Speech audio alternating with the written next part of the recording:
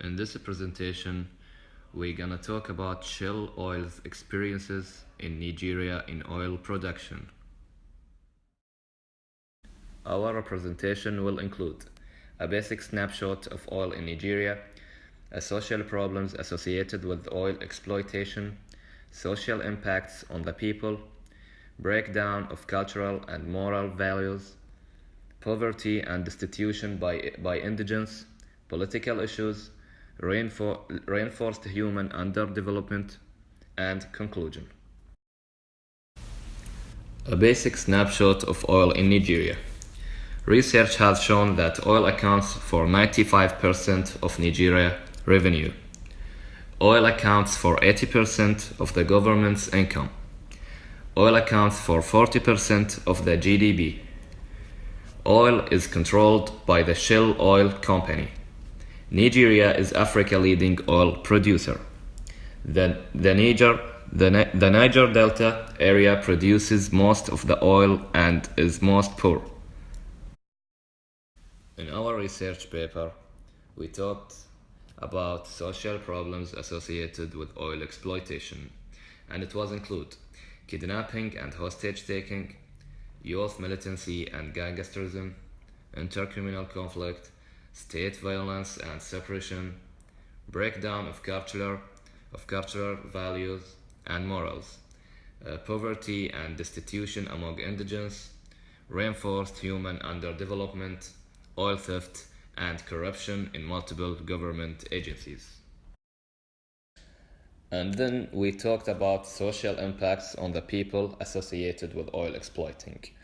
And it was include poor human health due to poor living conditions, occupational dislocation to open up areas for oil mining, a rural-urban drift in search of jobs, air and water pollution from the drilling of oil, a low income to indigenous tribes, people lose hope and turn to crime and social vices, losing trust in the governmental institutions that have been proving not to care about their welfare, and social hostilities between communities due to scarcity of resources.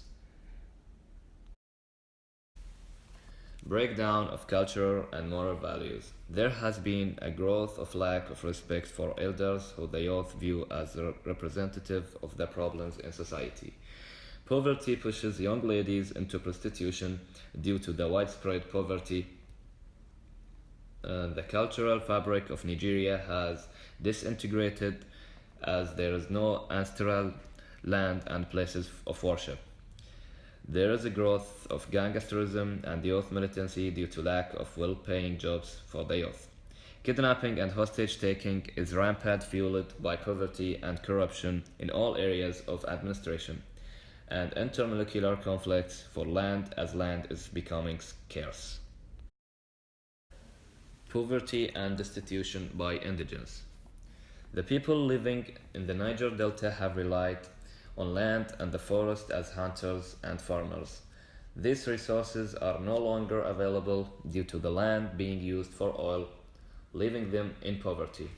The petroleum industry has polluted the environment, affecting lakes, farmlands, creeks, and economic crops. As a result, people were unable to engage in productive activities as they used to do. And due to the industries, the cost of living is high with exorbitant prices as well as meager wages. And we also talked about political issues, state violence, and suppression. Due to the oil wealth, most people in power use their power to suppress dissent by force. Gangs are armed and used to terrorize those who oppose political factions to keep corrupt people in power. State violence has been depicted in numerous forms that range from abusive military occupation, wanton killings, sexual abuses from government security agents, and destruction of communities. Reinforced human underdevelopment. Oil in Nigeria has inhibited the growth of the area. There is lack of the requisite infrastructure in terms of schools and education institutions. There are low education levels across the oil belt areas.